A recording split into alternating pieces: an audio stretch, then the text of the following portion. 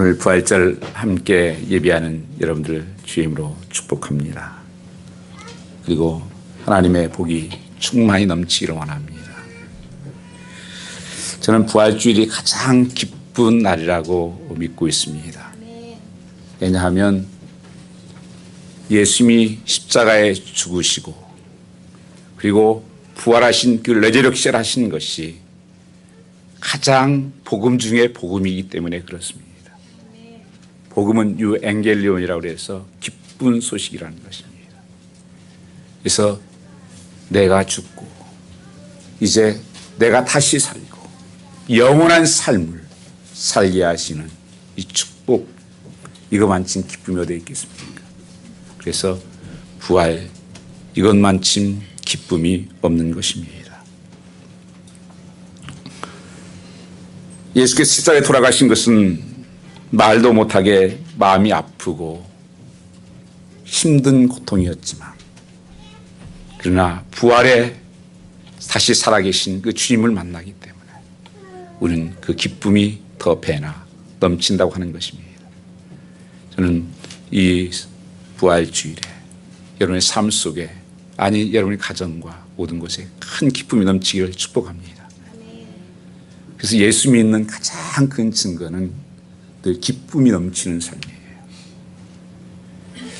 저 사람이 예수 믿는다는데 그 증거가 뭘까? 교회 왔다 갔다 한데 뭐 성경도 좀 읽고 기도도 한데 그건 증거가 아니에요. 그 영혼이, 성경에도 그랬죠. 항상 기뻐하라. Always rejoice. 범사에 감사하라. 시발 기도하라. 이것이 너희를 향한 하나님의 소원이다. 뜻이다. 그렇게 말씀하는 것처럼 사울이 감옥에 있으면서도 너에게 이렇게 고백합니다. 내가 다시 말하노니 기뻐하라. 다시 말하노니 기뻐하라.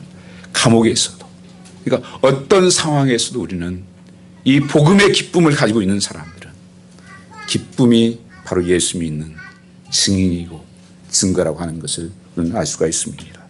그래서 이 부활이 가장 큰 기쁜 소식이라는 것입니다. 예수 믿지 않는 분들과 대화를 하다 보면 기독교는 편협하다, 또한 독선적이라는 말을 듣게 됩니다. 이 편협하다는 것은 윤리적으로나 도덕적으로 무슨 다른 종교와 가르침이 비슷한데 왜 기독교만 옳다고 하느냐는 것입니다. 그리고 독선적이라는 것은 어떻게 예수만 길이 되느냐는 것입니다. 그래서 우리 항상 사는 사람 편협하고 독선적이라고 말하는 것입니다. 근데 여러분, 요한복음 14장 6절 말씀해 보시면 나는 길이요 진리요 생명이니 나로 말미암지 않고는 아버지께 올 자가 없느니라. I'm the way, I'm the truth, I'm the life. 오직 예수 그리스도만이 어웨이가 아니라 더 웨이가 되신다. 우리가 구원받는 길, 천국 가는 길은 한 길밖에 없다는 것입니다. 그래서 단호하게 성경 말씀은 그것을 기록하고 있는 것입니다. 이건 어느 것도 타협될 수 없는 하나님의 말씀입니다. 이 말씀은 변할 수 없는 진리이기 때문에 그렇습니다. 바로 예수님이 부활입니다. 창조에 죽었다 스스로 사는 사람은 오직 예수님 한 분밖에 없습니다. 그 부활의 증거가 뭡니까? 예수 그리스도의 부활은 성경의 예언의 성취라고 말씀하고 있습니다. 오늘 본문 3절 4절 말씀 보면 내가 받은 것을 먼저 내게 전하였노니 이는 성경대로 그리스도께서 우리 죄를 위하여 죽으시고 장사 지는 바 되었다가 성경대로 사흘 만에 살아나셨다고 말씀하십니다. 거기에 성경대로다, 말씀대로 됐다고 하는 것은 구약 성경에 예언된 그대로 1.1획도 변함없는 하나님 말씀대로 되었다고 하는 거예요. 그것만큼 확실한 게 없습니다. 세상이 천지가 변해도 하나님 말씀 1.1획도 변함이 없다고 말씀하셨습니다. 그래서 예수님께서 부활하신 것은 하나님 말씀대로 이루어진 것이다. 이 확증을 말씀하고 있는 것입니다. 예수 그리스도의 부활은 그래서 예언의 성취였다는 것입니다. 오늘 보면 5절 말씀에 보면 베드로에게 나타나고 다음에 12 제자에게 나타나고 그다음에 500명이 동시에 함께 그 부활의 주임을 받다고 말씀하고 있습니다. 그 중에 지금 살아있는 사람도 있고 죽은 자도 있다. 그러면 사도 바울은 만삭되지 못한 나에게도, 내가 예수를 이렇게 핍박하고 그런 자였는데 나에게도 부활의 주임이 나타났고 12 제자에게 나타났고, 이거보다 확실한 게 어디 있느냐. 그 곤덕교회들이 있는 사람들이 부활을 믿지 못하고 어떻게 죽은 자가 살아나. 그러면 성경은 이해되는 책이 아닙니다. 언더스탠딩 하는 게 아니에요. 빌리브 하는 것입니다. 성경은 믿으라고 하는 책이에요. 믿으면 역사가 나타납니다. 여러분 한번 생각을 해보십시오.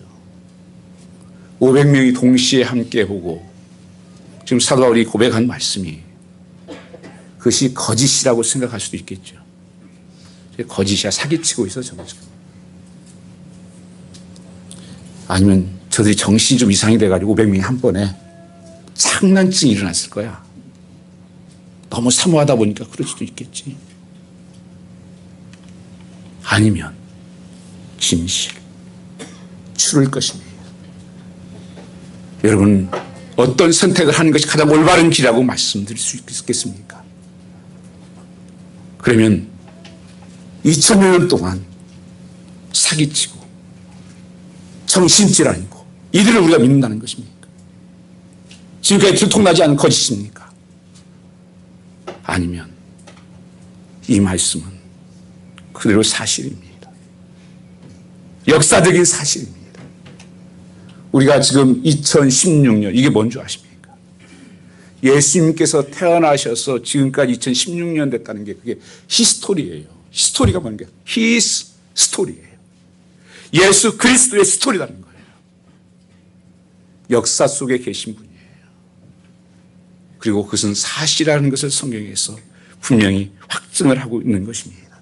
사도 바울은 심지어 예수를 핍박하던 자신에게까지 나타나셨다고 사도 바울은 그것을 말씀하고 있는 것입니다. 사도 바울은 부활하신 예수를 만난 그 감동의 자체였습니다. 그래서 9절 11절까지 말씀해 보시면 사도 바울은 이렇게 고백하는 것입니다. 우리 한번 같이 한번 읽어보겠습니다. 나는 사도 중에 지극히 작은 자나 내가 하나님의 교회를 핍박하였으므로 사도라 칭함받기에 감당치 못할 자로라. 그러나 나이다 된 것은 하나님의 은혜로 된 것이니 내게 주신 그 은혜가 헛되지 아니하려 모든 사도보다 많이 수고하였으니 내가 아니요 나와 함께 하신 하나님의 은혜로다. 은혜로다. 이게 무슨 말씀입니까? 내가 변화된 것은 나는 예수님을 핍박하는 자였고 예수님 사람 잡아 죽이려고 하는 사람들이었고 그러다가 그가 주님을 만납니다. 부활하신 주님을 만나고 나서 내가 나 된 것은 이렇게 된 것은 하나님의 은혜입니다. 내가 부활하신 주님을 만나서 내 삶이 변했습니다. 예수님의 제자들이 예수님이 십자가에 달릴 때 다 도망을 갔습니다. 그리고 다 흩어졌습니다. 그리고 집에 꽁꽁 숨었습니다. 두려워 떨고 있었습니다. 그런데 한 사람씩 주님을 만났다는 사람이 나타납니다. 나 주님 만났어. 내가 손 찔러봤어. 나도 의심했는데 손 넣어보라니 넣어보니까 진짜였어. 나도 만났어. 너도 만났냐? 나도 만났어. 그들이 예루살렘에 모입니다. 엠마오로 가던 내려가던 두 제자들, 우리 인생 실패했어 이제. 예수님 죽었잖아. 우리 인생 끝났어. 그래서 타박타박 힘이 없어서 엠마오로 내려가다가 주님께서 옆에서 말씀하시면서 같이 걸었는데 깨닫지 못했어요. 하나님께서 눈을 열어주시니까 예수님이 보였습니다. 그들 마음이 뜨거워지기 시작했어요. 부활하신 주님을 만났어. 그분이 죽으신 게 아니라 살아계셔. 그래 다시 만나서 하나님을 찬양하면서 복음의 역사가 나타나기 시작합니다. 이제는 그들이 나가서 담대히 복음을 외칩니다. 그게 사도행전 교회가 생기는 거예요. 무엇으로 그것을 증명합니까? 그 두려웠던 그들의 변화가 어디서 일어났습니까? 부활하신 주님을 만났기 때문입니다. 주님이 살아계시다. 죽음의 권세를 깨뜨리시고 사망의 권세를 깨뜨리시고 오늘도 살아계셔서 그분이 나와 함께 하신다. 이것만큼 놀라운 것이 어디 있습니까? 사람들이 가장 무서운 게 죽음 아닙니까? 가장 슬픈 것이 죽음 아닙니까? 내 죽음을 이기신 하나님. 그게 예수님 만나 보니까 죽음이 두렵지가 않았어요. 세상이 두렵지 않았어요. 세상이 감당할 수 없는 사람이 되어버렸어요. 죽어? 하늘나라 가지. 고통이 없고 눈물이 없는 나는 그 나라가. 오히려 사도 바울은 주님 빨리 가고 싶었어요. 주님 너무 여기 힘든데 나 좀 데려가십시오. 근데 여기는 할 일이 많이 있어. 그래서 있는 거예요. 요한계시록 마지막 절에는 아멘 주 예수여 어서 오시옵소서. 주님 오시옵소서. 너무 여기 힘들고 고통스럽다. 왜냐하면 그들이 얼마나 많은 핍박을 받았는지 몰라요. 예수 믿는 것 때문에. 그 살아계신 하나님이 많이 안 계셨다면 사도 바울이 그래요. 우리는 가장 불쌍한 자다. 가장 어리석은 자다. 제 인생도 가장 손해보는 인생이에요. 제가 이걸 치고하는 거예요. 여러분 사기치고 있는 거 제가 그러네요. 그게 아니면 사도 바울은 누구보다도 박식하고 지성이 탁월했던 사람입니다. 자랑할 게 많았던 사람이에요. 그런데 부활하신 주님을 만난 다음에는 나는 그 모든 것을 배설 물려야겠다. 내 자랑은 십자가 부활하신 주님밖에 없다. 나는 이제는 그리스도의 흔적, 스티그마를 가졌다. 나는 주님의 것이라는 거예요. 나는 내 것이 아니고 내가 가지고 있는 내 것이 아니고 주님의 것이다. 주님이 내 안에 나와 함께 계신다. 그게 능력이었어요. 그래서 약할 때 강함 되었다. 전에는 내가 많은 것을 알고 내가 지식이 있고 힘이 있을 때 능력인 줄 알았는데 이제는 내가 보니까 약할 때 강함이 되고 없을 때 힘이 되고 능력이 되었다.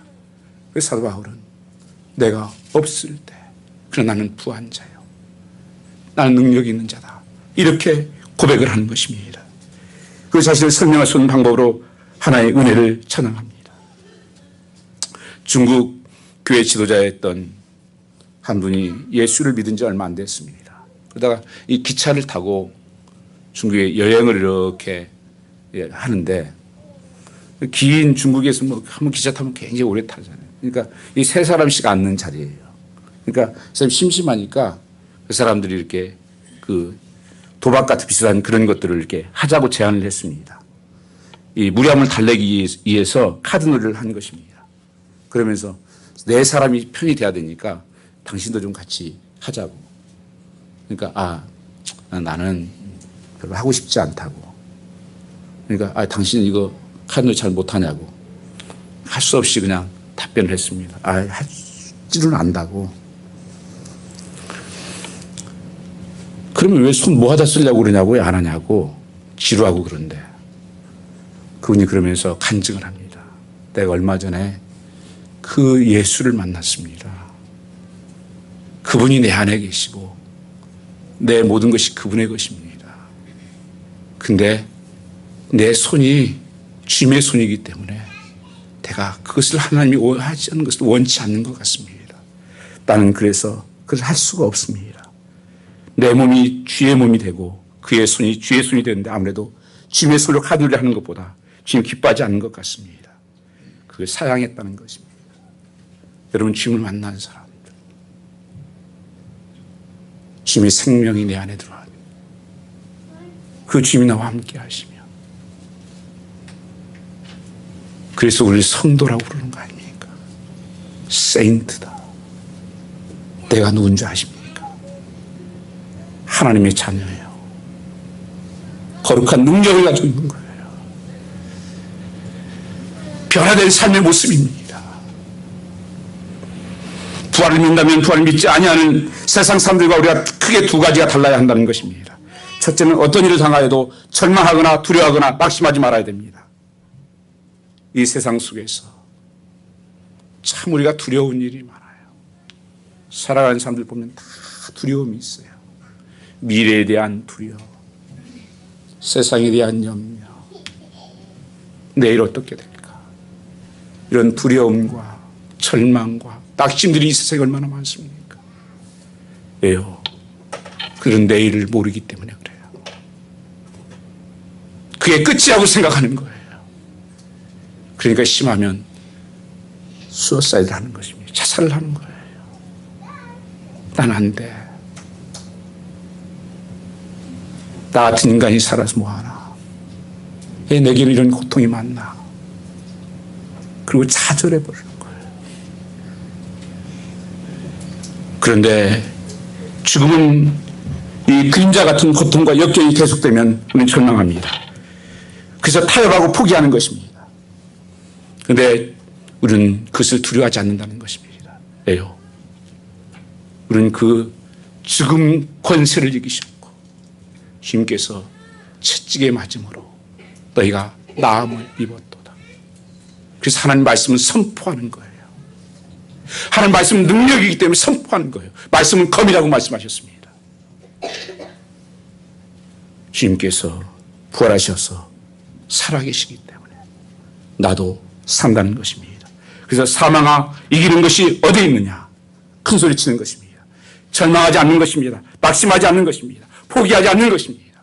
하나님이 살아계시기 때문에 그렇습니다. 그게 초대교회 백성들이 살았던 모습이고 또한 제자들이 가서 외쳤던 것입니다. 생명 걸고 주님이 살아계시다고. 그들은 정말 외치면 잡혀 죽었어요. 그래도 죽음이 두렵지 않으니까. 이 세상이 무엇이 두렵습니까? 여러분, 죽음은 끝이 아니라 새로운 소망이었습니다. 욥기서의 말씀을 보면 욥이 하루아침에 모든 재산을 다 잃어버립니다. 그리고 자녀들까지 다 잃어버리고 아내까지도 욕을 하고 도망을 갑니다. 하나님 잘 믿더니만 꼴 좋네. 욥이 나중에 이런 고백을 합니다. 나의 달려갈 길을 그가 아시나니 주께서 천금같이 내게 나오리라. 주님께서 그 달려가는 길을 다 알고 계신다. 사람들은 몰라요, 여러분요. 여러분의 아픔을 누가 알아요? 여러분의 고통을 누가 알아줘요? 왜 그런지 몰라요. 주님은 내 아픔도 아시고 내 연약함을 아시고 내 형편을 아시는 분이에요. 달려갈 길 마친 후에 정금같이 나오리라. 정금이 뭐예요? 99%의 순도. 그런 삶으로, 그런 믿음으로 하나님께서 나올 것을 말씀하고 있는 것입니다. 중요한 것이 있습니다. 이 생이 전부라고 생각하지 않기 때문에 아무렇게 살지 않는 것입니다. 함부로 살지 않는 것입니다. 여러분, 많은 사람들이 이 세상의 끝이라고 생각하니까 뭐 세상에 삶을 얼마 산다고 마음대로 살고 할 거 다 하고 해봐야지. 어리석은 사람입니다. 주님께서 그렇게 말씀하십니다. 오늘 내 생명을 취하면 그것이 누구시 되겠느냐. 여러분, 썩어질 것들 이에 살지 않고 영혼의 때를 위해 살아야 됩니다. 내 삶 속에서 정말 하나님의 영혼을 깨우는 하나님의 기쁨이 되는 삶을 살아야 된다는 것입니다. 그래서 미국 청교들도 그런 삶을 살았습니다. 뭐 게임을 하든지 뭐 오락을 하든지 어디를 가든지 할 때 항상 세 가지를 묻고 했습니다. 이거 하나님이 기뻐하실까? 아, 이거 목사님이 이거 기뻐하실까? 우리 부모님이 기뻐하실까? 이 세 가지를 묻고 항상 그 걸음을 걸어갔다고 그래요. 그게 청교도적인 신앙이었어요, 미국이요. 내 편한 대로, 그냥 내가 좋아하는 대로, 내 느낌 가는 대로 사는 게 아니에요. 많은 사람들이 요새 그런 얘기를, 느낌 가는 대로 산대요. 죽으려면 무슨 짓 못하겠습니까? 환경이 가는 대로 간대요. 사람들이 가는 대로 간대요. 성경은 좁은 길로 가라. 그러나 좁은 길로 가다 보면 넓은 길이 축복의 길이 열리고 세상의 길은 넓은 길이에요. 그런데 그 길은 가다 보면 좁아져서 들어갈 수가 없다. 그 차이가 있다는 거예요. 여러분, 그냥 길이 열렸다고 아무렇게나 들어가면 안 되는 것입니다. 우리는 분명히 히브리서 9장이 그렇게 말씀하십니다. 한 번 사람이 사는 것은 하나님의 정한 것이요, 그 후에는 분명히 심판이 있다고 말씀하십니다. 분명히 하나님께서 우리의 행함에 대한 심판이 있다고 말씀하셨습니다. 어떻게 살았는지. 지금 가짜가 판을 치고 있어요. 교회도 가짜가 너무 많아요. 흉내내는 사람들이 너무 많아요. 주님께서 분명히 어떻게 살았느냐를 평가하시고 말씀하고 있는 것입니다. 고린도전서 오늘 본문 마지막 장, 마지막 절 58절 말씀, 저는 너무 좋아하는 말씀입니다. 제가 청년 때는 참 이 글을 편지 쓸 때마다 친구들에게 많이 써서 보냈던 말씀이에요. 고린도전서 15장 58절 말씀. 제가 외우기도 하지만 여러분 같이 한번 읽어볼까요? 15장 58절입니다. 그러므로 내 사랑하는 형제들아, 경고하며 흔들리지 말고 항상 주의 일에 더욱 힘쓰는 자들이 되라. 이는 너희 수고가 주 안에서 헛되지 않은 줄을 알미니라. 아멘. 그러므로 내 형제들아, 경고하며 흔들리지 마라. 항상 주의 일에 힘쓰는 자들이 되라. 이는 너희 수고가 주 안에서 헛되지 않은 것을 알미니라. 여러분, 하나님 말씀은 변개할 수가 없어요. 내가 예수의 이름으로 냉수한 그릇을 섬긴 것도 주님께서 기억하시고, 그 베푼 사랑을 기억하시고, 그 헌신을 기억하시고, 그 눈물을 기억하시고, 그 기도를 기억하시고, 주님께서 그 모든 것을, 수고를 헛되지 않게 갚아주시겠다고 약속하고 있는 것입니다. 히브리서에서도 그렇게 말씀하고 있지 않습니까? 하나님께서는 우리의 모든 수고와 눈물을 아시고 축복하십니다. 부활은 죽음을 이기는 신앙입니다. 죽음이 우리에게 주는 절망과 낙심과 또한 함부로 삶을 살지 않는 어리석은 자가 되지 않는 것입니다. 우리의 신앙은 그것을 이깁니다.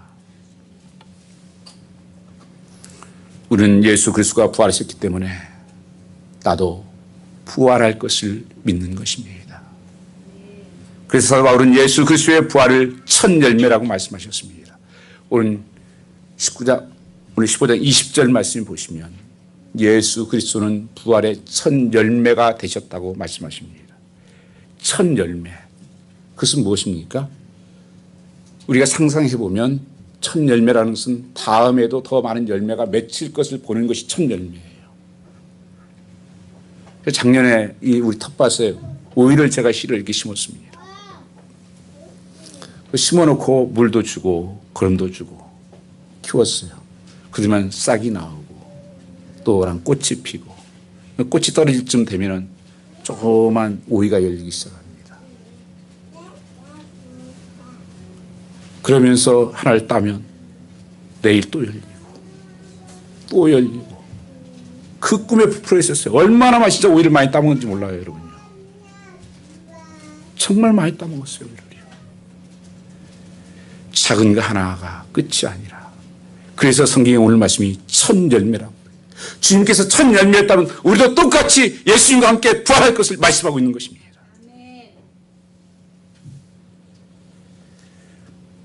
저는 한 가지 기도하는 것 중에서, 하나님, 살아서 우리를 레저렉션 할 때, 주님 랩처할 때 주님 올라가게 해주십시오. 죽은 자들이 살아나고 살아있는 사람은 살아 올라가. 이 부활의 분명한 역사가 있을 것입니다. 예수님이 부활의 첫 열매가 되셨기 때문에 우리는 부활을 조금도 의심하지 않는 것입니다. 예수님 부활시킨 하나님의 능력이 똑같이 우리에게 역사하실 것을 믿기 때문입니다. 이 영어 번역에 어떤 영어에는 이 첫 열매라는 단어를 보증이라는 단어를 썼어요. 예수님의 부활은 바로 우리의 보증이 된다는 거예요. 분명히 보증하는데 예수님만 부활하는 것이 아니라 너희도 부활할 것을. 장사 지낸 바가 지내는 바 되고 그 다음에 너희도 살아날 것이다. 그래서 갈라디아 2장 20절 말씀에 내가 그리스도와 함께 십자가에 못 박혔나니 크루시파이 때 이제 내가 산 것 아니요 예수가 내 안에 사신 것이다. 부활이 우리에게 주는 소망은 무엇입니까? 우리는 다시 아름다운 모습으로 부활의 주를 만나면 태어난다는 것입니다. 누구나 세월이 가면 외모도 변하고 총기도 없어집니다. 이럴 때 세상 사람들은 허무하다고 인생을 한탄합니다. 특히 죽음에 대해서 모든 사람이 두려움과 궁금증을 갖고 있습니다. 당시 사람들도 죽은 사람이 어떻게 살았냐며 몸으로 옵니까? 라고 사도 바울에게 35절에 질문을 합니다. 사도 바울이 이렇게 답변을 합니다. 하나님께서 원하시는 대로 그 씨앗을 몸에 주시고 그 하나님의 씨앗이 갖기 고유한 몸을 주신다. 그렇게 말씀하십니다. 그래서 죽은 사람들의 부활도 이와 같다는 것입니다. 썩을 것으로 심는데 썩지 않는 것으로 거두게 되고 또 비천한 것으로 심는데 영광스러운 것으로 살아나게 될 것을 말씀하셨습니다. 부활의 소망은 그리스도에게는 늙거나 병들거나 죽는 것이 그것이 끝이 아니라는 거예요. 그래서 여러분 우리는 지금의 상황에 대해서 그렇게 부끄럽지가 않아요. 저는 이제 개인적인 얘기입니다만 저는 머리 휘어지는 게 참 좋아요. 그래서 자꾸 염색하라는 사람이 많아요. 무슨 염색을 해요? 하나님 나라에 가면 다 아름다운 모습으로 해라. 우리는 세어지고 약해지고 어떤 병들고 고통스럽고 가난하고 힘들고 덧습해라. 잠깐 지나가는 거예요. 우리는 영원한 그 나라.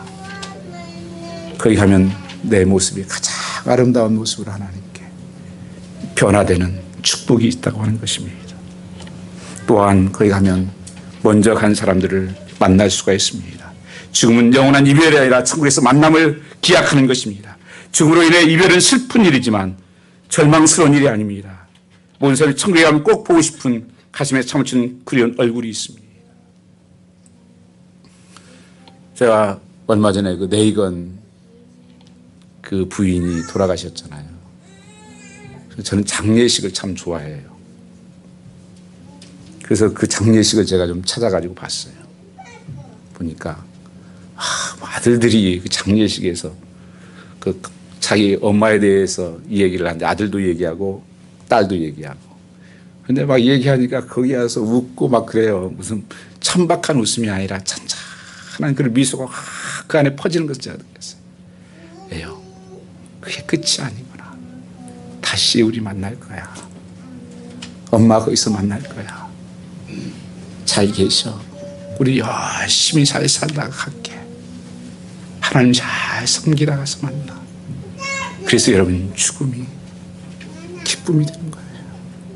김환란 박사는 그래서 자기 죽을 때 장례식 때 할렐루야. 할렐루야. 여러분 장례식 때 그저 울고 애요. 끝이라고 생각하니까. 거기 가면 만나고 싶은 사람들 여러분 믿음을 살았던 부모님도 만나 형제도 만나 다 만나는 곳이죠.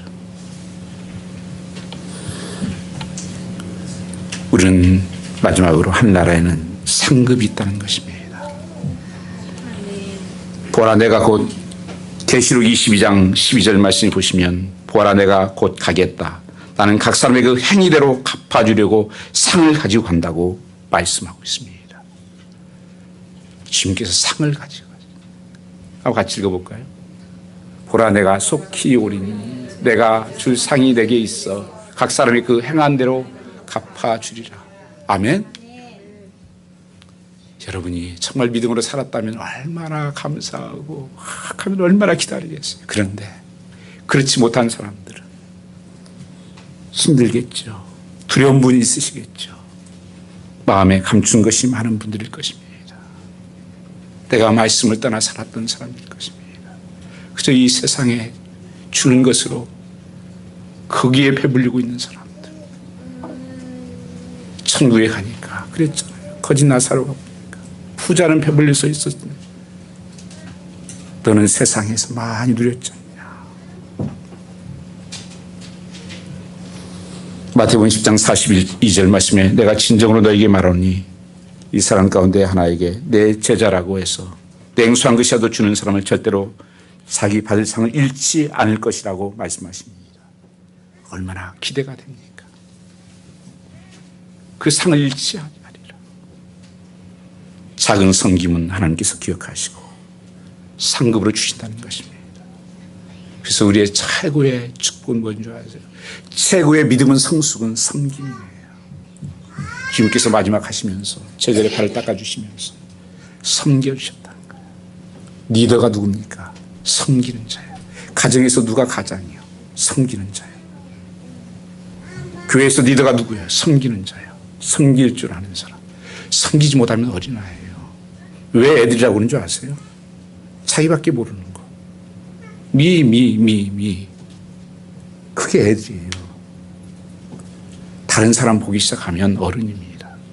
그리고 다른 사람 섬길 줄 알았으면 리더예요. 주님께서 마지막 제자리에 말씀을 안 하시고 직접 본을 보여주신 거예요.